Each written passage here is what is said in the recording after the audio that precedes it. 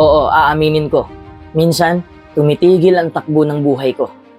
I mean, may mga araw na walang progreso ang mga ginagawa ko. May mga problema kasi tayo na hindi naman ganun kaseryoso. Nag-aalala tayo ng sobra sa mga bagay na hindi natin makukontrol. Maikli lang ang buhay para mag-alala ng sobra. Kaya ginawa ko ang video ito para malaman mo ang mga bagay na sobrang pinoproblema ng mga tao. Pero bago po natin ipagpatuloy ang topic natin, gusto ko munang magpasalamat kay John Dave sa pagbigay ng $200 sa pamamagitan ng super thanks. First time kong makatanggap ng ganito kalaking halaga. Ang madalas kong natatanggap ay $50 at sobrang grateful na ako doon. Anyways, maraming salamat John Dave sa apresasyon mo at sa financial support mo. Ingat ka palagi. Shoutout din kay Yuan ko. Nakakagaan ng damdamin na malaman na bago ka matulog ay nanonood ka ng positivity videos. Shoutout din kay Marites Yoshida. Maraming salamat dahil palagi kong nakikita ang pangalan mo sa comment section. Salamat sa solidong suporta. Maraming salamat Marites. Uulitin ko, ang 19 na bagay na tatalakayin natin ngayon ay ang mga bagay na sobrang pinoproblema ng mga tao. Ang unang bagay na pinoproblema ng mga tao ay mga bayarin. Walang katapusang bayarin, di ba? Nagtatrabaho tayo para may pambayad. Ang iba ay nag-struggle sa problemang ito. Kung hindi naman tayo magbabayad, mas lalo tayong mahihirapan. Magpatong-patong na mga bills. Kung hindi natin ito papansinin, lalo lang itong lumalaki, mas lumalakas at mas mapanira. Nakakatakot, di ba? The thing is, lahat tayo ay may binabayaran. Pero wag mong hayaan na dyan na lang nakapokus ang buhay mo. Wag mong hayaan na ang mga bayarin na ang nagkukontrol sa buhay mo. Oo, alam kong napakadali lang magsabi na wag mag-alala sa mga bayarin. Alam ng lahat na hindi magandang mag-alala na lang tungkol sa mga bayarin. Ngunit kapag nalulunod ka na sa utang o mga bills at wala kang sapat na kita, magulo talaga ang isipan mo. Uulitin ko, huwag kang masyadong mag-alala sa mga bayarin mo. I can assure you, kung mawawala man ang mga bagay sa buhay mo, hindi ka mamamatay. Pero ang pag-aalala ng sobra ay magpapaikli ng buhay mo. Itatak mo yan sa isip mo. May ibibigay akong tip sa'yo. Dapat, marunong kang mag-budget. Kung ano yung nasa budget list mo, yan lang ang gastusin mo. Put your budget over anything else. This will help you get a better view of your bills and how they affect you. Kung may mga bagay na hindi naman gaanong importante sa'yo, huwag mo munang bilhin. Bawas-bawas muna sa ibang gastusin. Mag-focus ka lang sa basic needs mo. Huwag mo munang paggastusan yung mga bagay na hindi naman pinakakailangan. Bayaran mo ang mga nabarang utang sa ibang tao, kung meron man. Ang pangalawang bagay na pinoproblema ng mga tao ay pera. Ang pera ay isa sa mga sanhi kung bakit mas lalo tayong namumroblema sa buhay. At minsan, pera din ang solusyon. Kailangan natin ng pera para makakain. Hindi natin yan maitatanggi. Kung ang kaya mo lang ay bigas, huwag mo nang piliting bumili ng ulam kung walang-wala talaga. Kasi kahit ganyan lang, mabubuhay ka pa rin. Ang punto ko lang, huwag mong ipilit, lalo na kung wala kang sapat na pera. Material wealth doesn't equate to happiness. Totoo yan, temporary lang ang kasiyahang dulot nito. Kasi kung totoo na pera ang nakakapagpasaya sa tao, bakit ang daming mapera na nadidepress? Why they feel empty? Sa halip na bigyang diin ng pera, pagtuunan mo ng pansin ang mga bagay na nagpapasaya sa'yo. Kung naghahanap ka lang ng trabaho para magkapera, mapupunta ka lang sa trabahong hindi mo gusto. Money can solve that. Dapat maghanap ka ng trabahong gusto mo. Gumawa ka ng mga bagay na gusto mo. At ang pera ay kusang susunod sa'yo. That's the thing. People who pursue their dreams and passions always have more fulfilling stages than those motivated by money. Ang pangatlong bagay na pinoproblema ng mga tao ay ang nakaraan. Ano pa ang magagawa mo sa nakaraan mo? Wala na. Hindi mo na yun mababalikan. Hindi mo na matwist ang pangyayari. Nangyari na ang lahat. Ang tanging magagawa mo lang ay matuto ka sa mga nangyari sa'yo. The past is important to learn from, but you should not let it get in your way and become a burden. Umabante ka lang. Iwanan mo na ang nakaraan mo. Maiisip mo man, pero wag mong bitbitin sa kasalukuyan mo. Lahat naman tayo ay may nagagawang pagkakamali sa ating nakaraan. Hindi na kailangang takbuhan pa yon o ikahiya kung sino ka talaga o kung saan ka nanggaling. Ngunit huwag mong hayaan na kinukontrol ng nakaraan ang buhay mo. Matuto ka sa iyong mga paghihirap at lumaban ka ng mas mahusay sa susunod. Patuloy ka lamang masasaktan ng isang bagay na nangyari na kung hahayaan mo ito. Ang pang-apat na bagay na palaging iniisip ng mga tao ay ang buhay ng iba. Huwag kang makipagchismis. Huwag mong pakialaman ang buhay ng iba. Kasi may sarili kang buhay. Walang magandang maidudulot ang chismis sa buhay natin. Iba kasi ang taong concern talaga kumpara sa nakikichismis lang. Kung ano man ang ginagawa ng ibang tao, wala ka nang pakialam doon. Wala ka nang pakialam sa buhay nila, sa mga desisyon nila. Bakit ka pa nag-aalala? Sa halip na sila ang nasa isip mo, sarili mo na lang ang alalahanin mo. Worry about yourself. Hindi pwedeng alamin mo ang buong kwento ng iba. Hindi rin pwedeng ang iba ay makialam sa buhay mo. Life is just too short to worry about what others are doing. Ang panglimang bagay na pinoproblema ng mga tao ay ang kanilang haters. May haters ka ba? Kung meron man, isipin mo lang na you can't please everybody. May maraming sikat na wala namang ginagawang masama sa mga tao pero hate na hate pa rin sila ng karamihan. Kahit ano pa ang gawin mo sa buhay mo, kahit ano pa ang gawin mo sa mundo, may mga taong hindi magkakagusto sa'yo. Kahit may mga haters ka man, ipagpatuloy mo pa rin ang ginagawa mo. Basta't wala ka lang tinatapakang tao. Kung makakabuti naman sa'yo ang ginagawa mo, walang problema doon. Again, people are not always going to like what you do. Kahit saan ka lumingon, may makikita kang mga tao na ayaw sa'yo. Alam mo, may mga kakilala kong pinakamabait, mahabagin, pinakamaalalahanin at kagiliw-giliw ng mga tao. Pero may mga taong ayaw pa rin makipagkaibigan sa kanila. Hindi natin maiintindihan, di ba? Kung bakit ganon.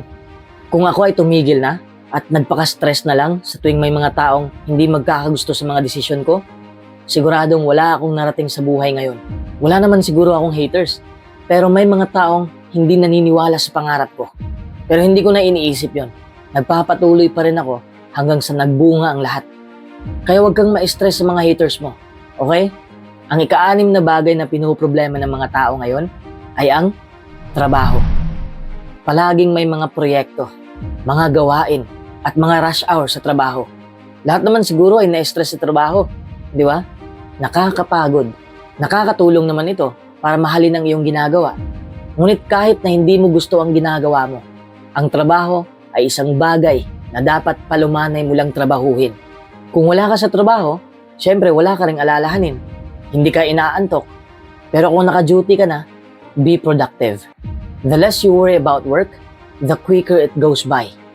Kahit ang trabaho mo ay hindi naman kasosyalan, mahalin mo pa rin yun. Huwag kang mag-alala sa iniisip ng iba. Huwag mong ikahiya kung ano ang trabaho mo. Marangal naman ang trabaho mo. Galing sa malinis ang pera mo. You're not defined by your career. You define it. Ang ika-7 bagay na pinoproblema ng mga tao ay ang kanilang edad. Sino ba dito ang takot tumanda? Ang dami. Kaya nga may maraming vitamina o pamahid na may anti-aging, di ba? Para pigilan ang pagtanda. But there's nothing you can do to stop the process. Natural na proseso yan sa buhay natin. Tanggapin na lang natin yon. Yakapin mo yan ng buo and make the most of your time. Aging is a part of life. Sa halip na mag-alala tungkol sa pagtaas ng edad mo, enjoyin mo lang ang bawat araw na buhay ka. Isa lang ang buhay mo. Kaya gawin mo ang lahat ng masasayang bagay na gusto mong gawin sa edad mong yan. Huwag ka nang umasa na babata ka kasi hindi mangyayari yon. Huwag mong sayangin ang iyong oras sa pag-aalala tungkol sa ganitong bagay. Enjoy your life the way it is right now. Ang ika-8 bagay na pinoproblema ng mga tao ay ang kamatayan. Lahat tayo ay pupunta sa puntong yan. Huwag kang matakot. Kailangan mo talagang harapin ang hindi maiiwasang pangyayari. Hindi mo maiiwasan ang kamatayan. Kaya ibuhos mo lahat habang buhay ka pa. Para kapag dumating ka na sa huling hantungan, wala ka ng pagsisisihan. Pagkatapos mong harapin ang katotohanan yan, mas madali mong harapin ng paulit-ulit ang buong buhay. Magkakaroon ka rin ng higit na tapang at tiyaga. O alam ko na hindi madaling harapin ang kamatayan. Walang kasiguruhan ng buhay. Kung tulog ka, pwedeng hindi ka na magigising. Kung magising ka naman, pwede kang maaksidente. Walang kasiguruhan ng buhay. Kahit anong oras, pwede tayong mawala. So now, face mortality and go live your life. Ang ikasyam na bagay na pinuproblema ng mga tao ay ang iniisip ng iba. Noong teenager pa ako, lagi kong sinasabi na wala akong pakialam kung ano ang iniisip ng mga tao sa akin. At nakakagaan yun ng aking loob. I started to find my passion and I find what I'd love to do for my life. Kaya nagsimula akong maging ako. Wala akong pake kung ano man ang iniisip ng aking mga kaibigan o pamilya tungkol sa mga plano ko. Wala akong pakialam kung hindi ako nag-fit in sa kagustuhan ng iba. I-apply mo rin ito sa buhay mo. Kahit ano man ang sabihin nila, ikaw pa rin ang nakakaalam ng pinagagawa mo. Feel free to do what makes you happy, regardless of what people think of you. Ang ikasampung bagay na pinoproblema ng mga tao ay ang ginagawa ng iba. Huwag mong pasukin ang buhay ng iba. There's so much you can do in your life. Bakit sa kanila pa? May makukuha ka ba kung yan ang gagawin mo? Kung ano man ang kaganapan sa buhay nila, hindi ka kasali. Don't worry about what other people are doing. They're not paying your bills. They're not putting food in your table. Ang problema nila ay hindi mo problema. At walang dahilan para makisawsaw sa buhay nila. Kung palagi ka lang nakasubaybay sa buhay ng iba, maliligaw ka sa sarili mong landas. Yes, you will never get ahead in life. Walk your own path and inspire other people. Don't worry about where everyone else is going or what they're doing. Focus on you. Ang ikalabing isang bagay na pinoproblema ng mga tao ay kung paano lumabas sa comfort zone. May oras pa para magplano ka. Kung ayaw mo pang lumabas sa comfort zone mo, huwag mong pilitin kung hindi ka pa handa. I understand that it's nice to have somewhere safe and comfortable to lay your head at night. Comfort foods and our comfort zone are important aspects of our life. And it's difficult to feel comfortable if you're not safe. Right? This is why some aspects of safety and comfort is necessary. Pero hindi pwedeng ganyan na lang palagi ang buhay mo. Paano ka matututo kung wala kang ibang ginawang kakaiba? Sooner or later, you're going to have to break out of your comfort zone and experience real life. Taking chances is important in life. If you never take chances, you will never stand up for yourself. And you will likely not have very much fun. You only live once. Ang ikalabing dalawang bagay na pinoproblema ng mga tao ay ang kanilang pagkakamali. Huwag kang masyadong mag-alala. Kapag nagkamali ka, walang perpektong tao. Kahit anong gawin mo, magkakamali ka talaga. Kapag nagkakamali ka, lalo na kung sunod-sunod na ang pagkakamali mo, mafu-frustrate ka talaga. Mawawalan ka na ng gana sa buhay. Feels like everything is falling apart. Ang stress ay maaaring mag-compound kapag palagi mo yang iniisip. It's okay to make mistakes. You may need to pay some sort of retribution for your mistake. But that which doesn't kill you only gives you an opportunity to prove who you really are. Alamin mo kung ano ang sanhi ng pagkakamali mo at kung ano ang maaari mong gawin sa susunod na pagkakataon upang maiwasan mo ang mga kamaliang ito. Remember what Thomas Edison said about mistakes being the key to innovation. Ang ikalabing tatlong bagay na palaging inaasahan ng mga tao ay ang swerte. Ang swerte ay nakadepende kung ano ang ginagawa mo sa buhay. Pero kung minsan, matatalo ka sa laban ng buhay. Minsan mananalo ka. Huwag mong masyadong dibdibin ang pagkatalo mo. Huwag kang maghintay na darating ang iyong swerte. Umaksyon ka para matagpuan mo ang swerte mo. Walang mangyayaring maganda kung wala kang ginagawa. Kung umaasa ka lang na mananalo sa loto, wala namang masama doon. Pero huwag mong itaya lahat sa loto. Huwag kang umasa sa lottery lang. Work with what you have. By pursuing your dreams and goals, you will feel like you already won. Swerte ka na. Ang ikalabing apat na bagay na ikinababahala ng mga tao ay ang hinaharap. Hindi mo pa alam kung ano ang mangyayari. Huwag mong pangunahan. If you don't start something because you're scared of all the things that may go wrong, you're probably better off. Because you can't be successful if you don't know how to react when faced with adversity. Gaano man kahusay ang iyong mga plano, minsan may mangyayaring mali. Stop letting what might go wrong stop you from doing what might go right. Start taking actions And stop procrastinating. Ang ika-15 bagay na pinoproblema ng mga tao ay ang pag-aalala. Sa sobrang pag-aalala mo, nag-aalala ka na. Kung naiipit ka na sa cycle na ito, mahihirapan ka ng makalabas. Although you're better off not doing it, there's nothing wrong with worrying. Worrying about worrying is a good sign you need to stop it. Kung nandito ka na sa sitwasyong ito, ang unang bagay na kailangan mong tandaan ay huminga ka lang ng malalim. Stop getting frustrated with yourself. Ang ika-16 na bagay na pinoproblema ng mga tao ay ang nagtaasang presyo ng mga bilihin. Price is not everything. Kung nagtaasan ang presyo ng mga bilihin, wala ka namang kontrol doon. Magsimula kang mabahala kung mahal ang produkto tapos hindi naman di kalidad. Yes, quality is an important aspect in life. Ang ika-17 bagay na pinoproblema ng mga tao ay ang maliit na bagay. Kung maliit na bagay lang yan, tama na ang konting pag-aalala. Huwag lang sobra. Don't sweat the small stuff. Little things go wrong every day in our lives. May mga maliit na bagay na nakakasira ng mood mo. Pero kung i-consider mo yan na bad day, you're archiving your life the wrong way. Instead of getting frustrated by the little things, focus on all the positives. There are entirely too many great things happening on a day-to-day basis to worry about the little annoyances in life, right? Ang ika-18 bagay na pinoproblema ng mga tao ay ang mga bagay na hindi makukontrol. Kung wala yan sa kontrol mo, wala kang magagawa. Ang isipin mo na lang, walang mananatili sa buhay mo. These too shall pass. Everything is temporary. The general idea is to stop yourself from getting annoyed about that which is outside your control. Hindi natin makukontrol ang lagay ng panahon. Hindi natin makukontrol ang pagtaas ng presyo ng mga bilihin. Hindi natin makukontrol ang traffic, ang mga natural na sakuna. Ang tanging makukontrol mo lang ay ang iyong ugali at pananaw mo sa iyong buhay.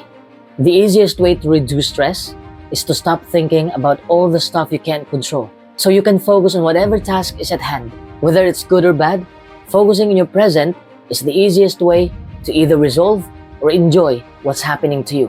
Ang ika-19 na bagay na pinoproblema ng mga tao ay ang perfectionism. Marami kasing tao ngayon na feeling perfect na. Walang perpekto. May kamalian tayong nagawa at may mali tayong magagawa pa. Life's too short to dwell on anything for too long. Unless it makes you feel happy and fulfilled. Sure, you will make mistakes along the way. But that's part of the fun. Stop wasting your time trying to be faultless. Because you can't. Test your own boundaries. And you will begin to enjoy life so much more.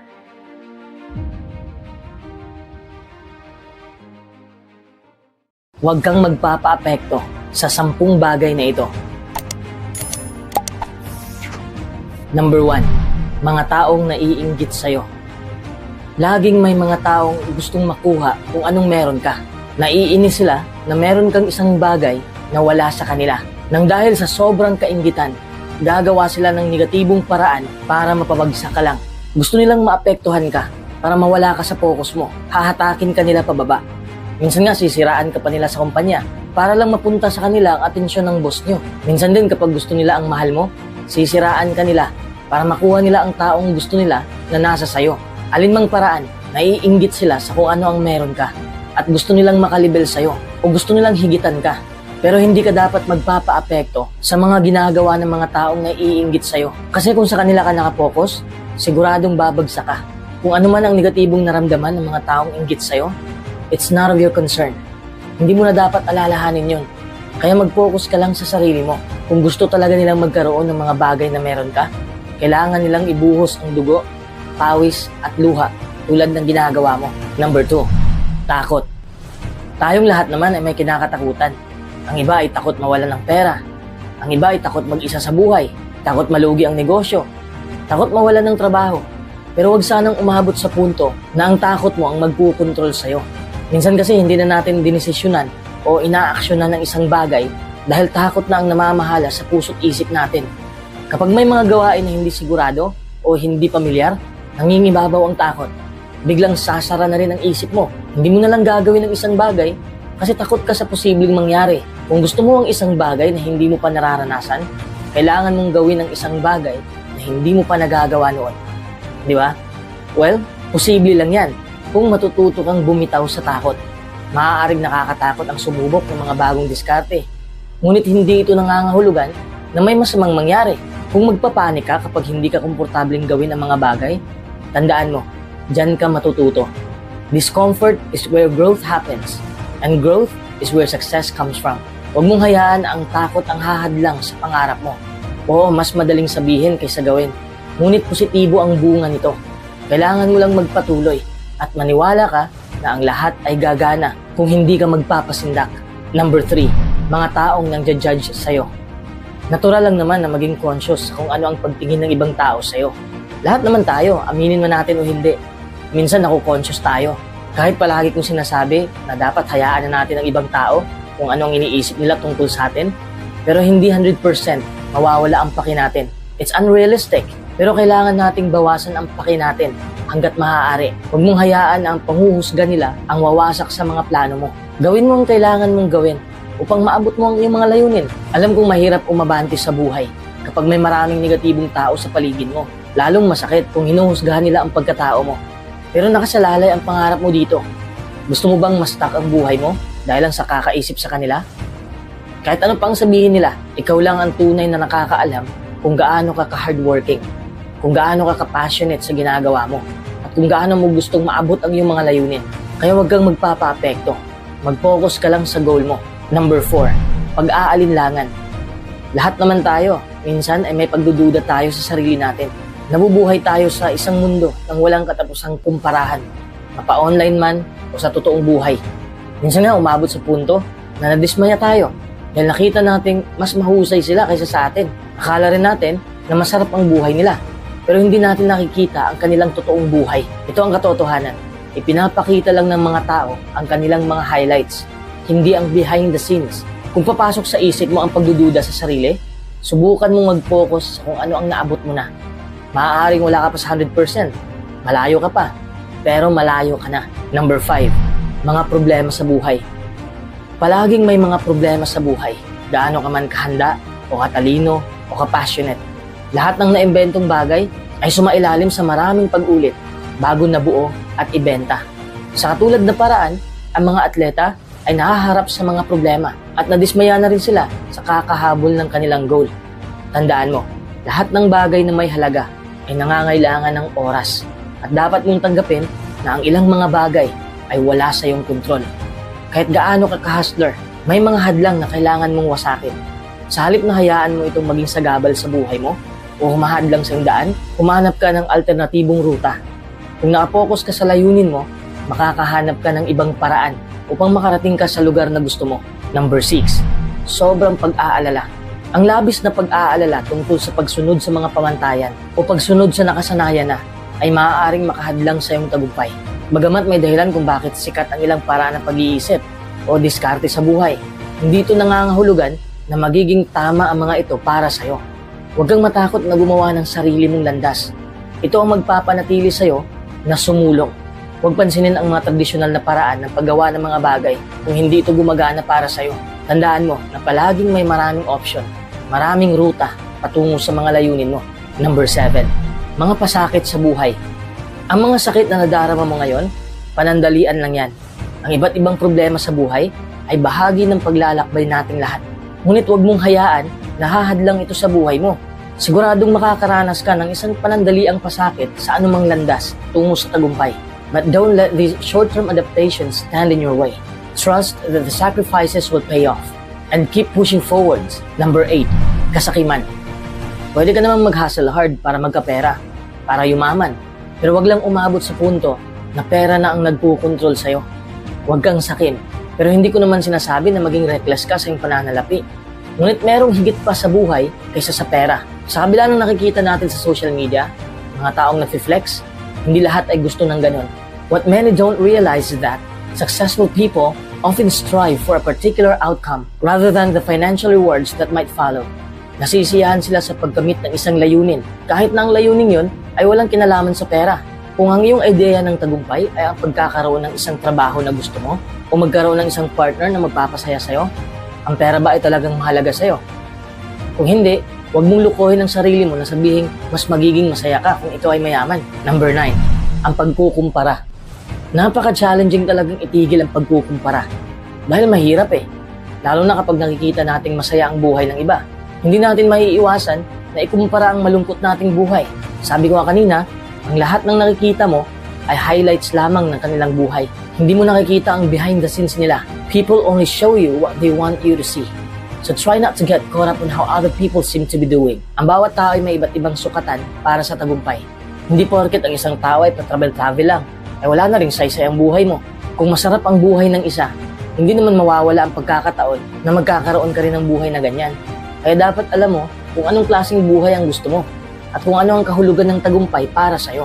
Number 10, people pleaser. Dapat Diyos ang inuuna mo. Pero hindi ko naman sinasabi na dapat wala kang pake sa emosyon ng ibang tao. Ang sabi ko lang na dapat hindi mo piniplease ang mga tao. Kasi hindi mo naman mapiplease ang lahat. If you've always been a people pleaser, letting go of the need to keep everyone happy can feel almost impossible. Gayunpaman, ito ay isang skill na kakailanganin mong sanayin kung gusto mong gumaan ang iyong buhay. Kung hindi mo itigil ang people-pleasing habit mo, hindi tatakbo ng maayos ang buhay mo dahil palagi mong inuuna ang iba. Hindi naman masama na maalalahanin ka at mabait, ngunit kailangan mong unahing ayusin ang buhay mo bago mo maayos ang buhay ng iba. Kung kailangan mong kansilahin ang isang plano para lang makamit ang plano mo, okay lang. Mauunawaan ng mga nagmamahal at nakakakilala sa'yo na hindi mo sila hinahayaan. Nakapokus ka lang sa iyong mga layunin ngayon. At kung hindi man sila susuporta sa iyong mga hangarin, maaaring hindi silang uri ng mga tao na karapat-dapat na makasama mo.